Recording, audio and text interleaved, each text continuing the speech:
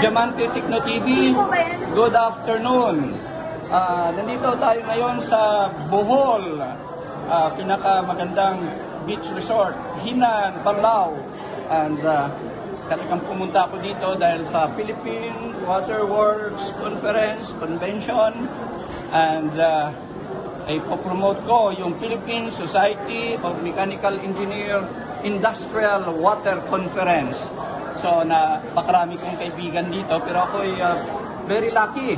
Yung isang pinaka-paborito ko na marketing manager ng PVC International noon ay isa ng entrepreneur, no? Si Miss Grace Fuentespina. I don't know kung nag-asawa na to, pero pagkakilala ko, Grace Fuentespina. Pero interviewin natin. Hi Grace, magandang hapon. Long time no see at nakita rin tayo. Okay, what's life? Pero ako'y natutuwa.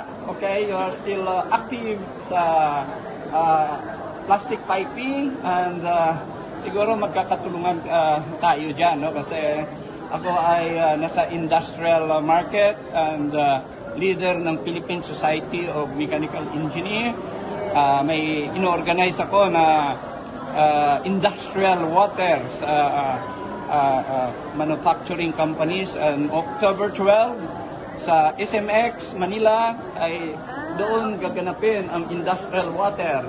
Ay, alam mo, sa tagal ko na sa water industry, lahat yan, municipal, commercial water.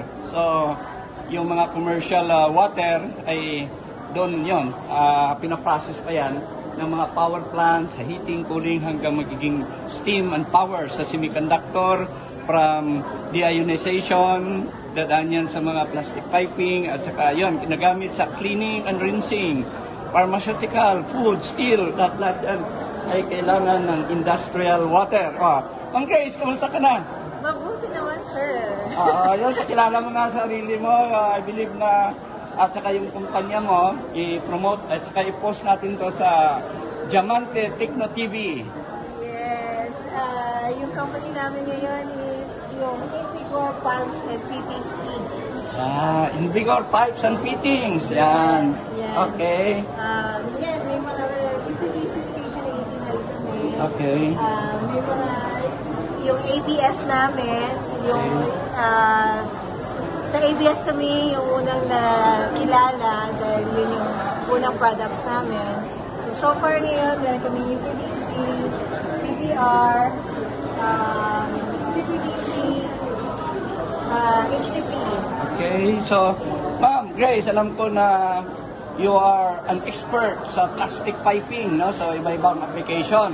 Mayroon silang Schedule 80 para sa industrial piping, mayroon silang PPR para sa building, mayroon silang EBS na napakarami rin application sa building, sa water, sa industrial, very versatile product. No? So ako ay natutuwa na ito, si Grace ay isa sa mga nag-umpisa sa akin sa business. So marami sila ngayon na nagpo-compete sa sa industry, pero ako I'm just helping them, and siguro mas maganda na mag-alliance, no?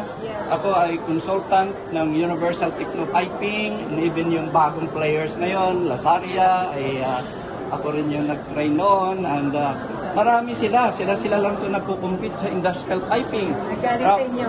Ako nagde-develop ngayon ng mga iba-ibang mechanical products like equipments, fasteners, no? And maraming invitation sa akin na mag-carry, pero wala, medyo umiikot muna ako, nagpapasarap ng buhay kasi yung pagpunta ko dito ay talagang medyo vacation, business with pleasure. Okay, ito magagaling mga babae ito. So anyway, magkita-kita tayo sa October 12, PCME National Convention Conference, and siguro makita tayo doon, magpintuhan tayo mabuti. Yes. So, welcome kayo sa Industrial Water Conference na ginagawa ko. Okay?